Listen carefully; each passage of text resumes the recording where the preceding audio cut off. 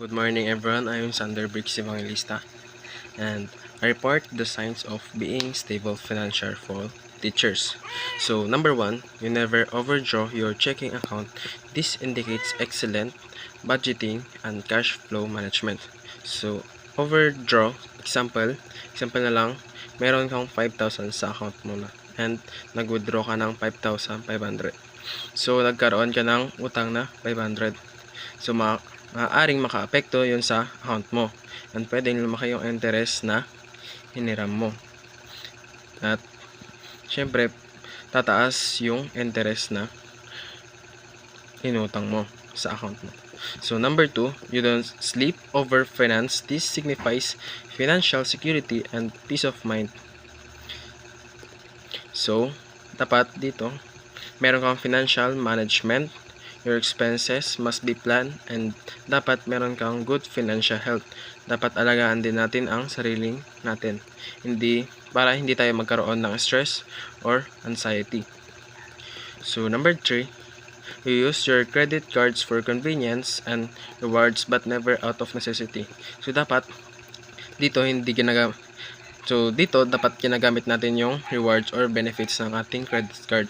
Pero dapat meron pa rin tayong pera na gagamitin for our basic necessities like foods or our groceries. So dapat hindi tayo dumidepende sa rewards or benefits ng ating credit card.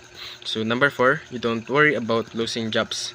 Dapat dito you are financially stable and prepared kung mangyari man na mawalan ka ng trabaho. Dapat hindi tayo takot mawalan ng trabaho dahil meron tayong savings for emergency and etc.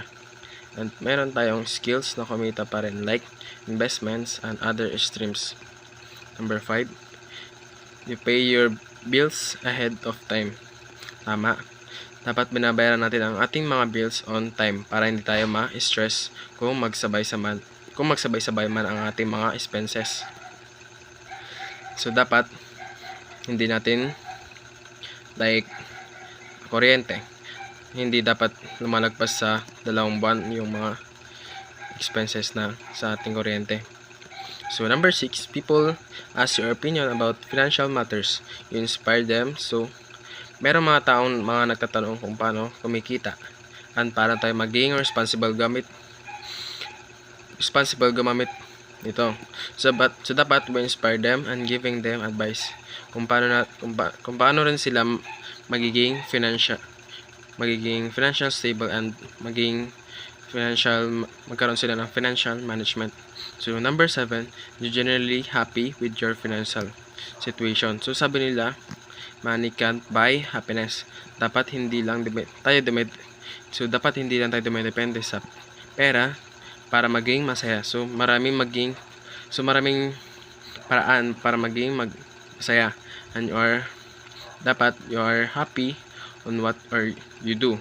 Mahalin mo ang trabaho mo rin para hindi ka na bored. So number 8, your finance your cars over 5 years or less if you take a loan at all.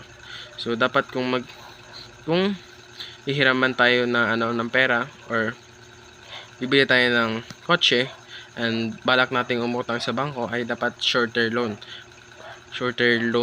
lang para hindi gaano malaki yung interest and mabayaran natin ito on time. Kasi syempre kung longer yung inutang natin sa bangko ay pwedeng lumaki yung interest and syempre mahirapan tayong bayaran yun.